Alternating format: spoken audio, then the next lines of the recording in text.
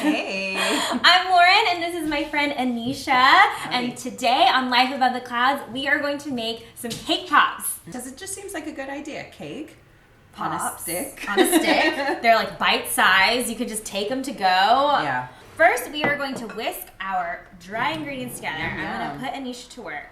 1 2/3 cup of flour. Alrighty. Oops, I just spilled all over. That's okay. I should have aprons for people to wear when they're here. Merch. Merch! Half a teaspoon of baking powder, a quarter teaspoon baking soda, and half a teaspoon of salt. Num. And we're just Start gonna mixing. whisk those up together so they're nice and combined. While she is doing that, in my bigger mixing bowl, I am going to put in, this is half a cup of butter, softened, and I have a cup of sugar, and then I am going to beat it together. How about you continue mixing, and I'm gonna crack an egg. A little higher. A little lower. And I'm gonna add 2 teaspoons of vanilla extract. And we are going to alternate adding our dry ingredients in and the milk. Oh yeah, this is gonna work great. Yeah, Dump that's some in. good. Dump it in. Now dump a little it in bit more there. milk, or And now a ready little for milk. Just gonna go back and forth. Yeah. Num num. Look at Wow. that. That's looking great. That's looking great. Really, what we would do is put this in an 8x8 buttered baking dish and cook it for about 35 minutes at 350 degrees. For the sake of time and movie magic, I have already made a cake. Dun-dun. Because we would want our cake to cool completely before we mix it in with our cake pop frosting. With our frosting, we are going to do 5 tablespoons total of butter. Oh, not 5, 7 tablespoons. I have it written down on my paper here. There it is. I would recommend doing 3 tablespoons of cannabis butter because this is going to make about 36 cake pops. Just whipping it up a little bit before we add in our powdered sugar. Let's add like about half. Okay. Because if you add all the powdered sugar and then you turn on the mixer, it's gonna blow everywhere. And then I have in here 2 tablespoons of milk. You're not gonna use all of it. I just put it in here. Just add a little bit at a time, like 1 teaspoon at a time until you get the consistency that you want. Num. So, boop. Oh, and can you also add me about 1 teaspoon of vanilla extract? Yeah. Straight in, just go for it. Okay. 1 teaspoon? Yeah, that's good. That's about 1 teaspoon. And we want this to be a nice creamy consistency. Are your hands clean? They are. Okay. We are going to crumble up this cake, Crumble it? crumble it up, and throw it in our bowl. I'm digging in. Oh my guys. goodness, like legit. Okay, Like let's legit go. crumbling. Wow.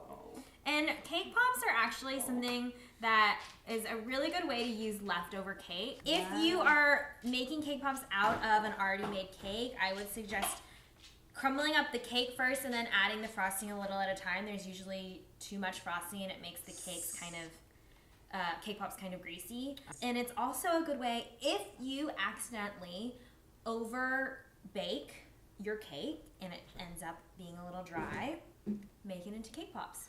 Mixing in that frosting kind of revitalizes it, and no one would ever know. We are just going to very gently mix this up. Some of these bigger pieces, I'm just breaking it up with my hands. I have my super handy scoop. I love these things. They come in all different sizes, but I use them for dropping cookies. Perfect. And mini cupcakes, and I have a bigger size that's perfect for cupcakes. So we are just going to scoop. We're going to scoop it in, Okay. packed nice and tight, Yeah. into our scooper. Pop it out. You just squeeze it and it pops right out. Okay. And then roll this into a little ball. I'm going to get a plate and I'm going to cover it with parchment paper so it doesn't stick. And I'm going to put that plate in the freezer. And we're going to do that a batch at a time because you want these guys to freeze for at least 20 minutes before we start dunking them in our melted chocolate. You can also put them in the refrigerator, but if you put them in the refrigerator, you want them to probably be in there about an hour. We just want these to kind of harden up so they don't fall apart when we start decorating. Yeah. So I have a cup, a glass.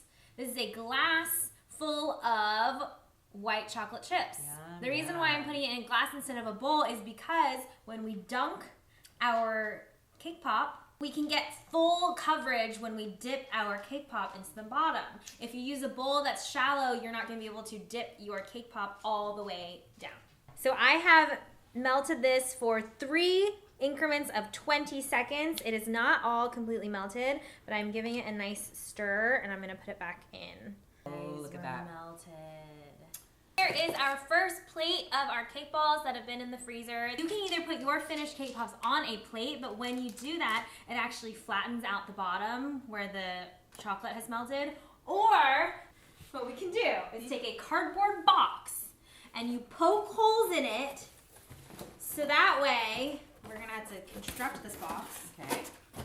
Flat like this. So yeah, flat like this, and you poke holes in it, and then we're gonna do our little cake pop, flip it over, and stick it in the hole for it to dry.